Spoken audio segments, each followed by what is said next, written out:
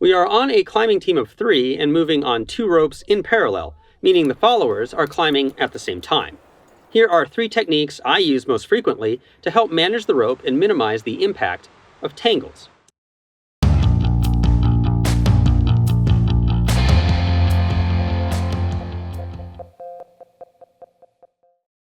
Hi there, I'm Jason.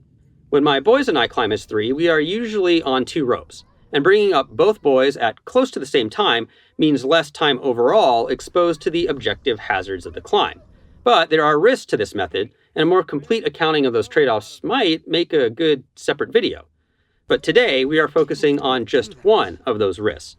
This method of climbing can create tangles in the rope that could easily eat up any time saved by having the followers move simultaneously.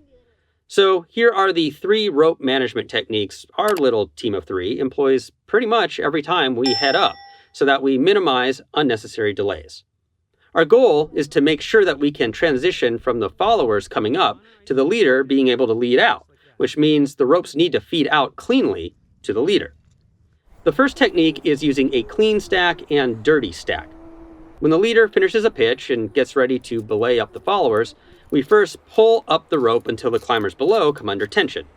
Well, all the rope that has come up is in the same length, and so it will feed out in the same length.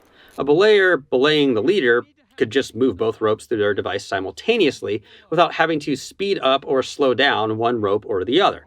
That's the clean stack. Once the followers are under tension, I place the rope in the belay and then reach down and tie a BHK behind the belay and on top of the clean stack. This will separate it from the dirty stack. The dirty stack starts to pile up from the act of belaying.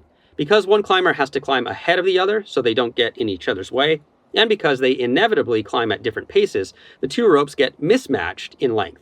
Any one set of loops I drop on the pile might be, say, 30 meters from one climber's end, but only 25 meters from the other climber's end. When we are ready to lead out on the next pitch, we can find the BHK and separate the dirty stack from the clean stack. We can then flip the clean stack so that the leader's end is on top.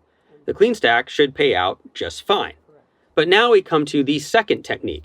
While one following climber is belaying the leader, the other following climber can be restacking the dirty stack, coming from the back side of the following climber's connections to the anchor. That puts the leader's end on top of the dirty stack and matches the ropes in parallel length. If the clean stack is very small, so there isn't any time to reflake the dirty stack, then the third climber can simply flip the dirty stack and work behind the second climber, who is belaying, just ensuring any emerging twists or tangles are resolved before they reach the belayer's device. On big climbs, despite these efforts, we are still going to eventually get twists and tangles that are more complicated to deal with. So to try to resolve issues before they get truly complicated, we make it a point to do a more thorough rope hygiene every 3 to 5 pitches. The hygiene effort starts when the leader first arrives at the anchor. Knowing we will do a more thorough management effort once the followers are up to this anchor, the leader closes into just one rope. We are going to want that other end free later. When the followers come up, they clove in on their own ropes. Now the leader helps feed each rope to each of the followers, and they restack the rope with the leader's end ending up on top. The rope will eventually get near the leader's tie-ins, and we will see the 2 ropes wind around themselves. At this point, the leader can untie from the rope they aren't using to clove into the anchor, undo any winding, and retie in. Now we have 2 completely clean stacks, individually flaked, and ready to lead out like we did when we were on the ground. Got any other rope management tips to add when climbing with 2 ropes? Let us know your suggestions in the comments.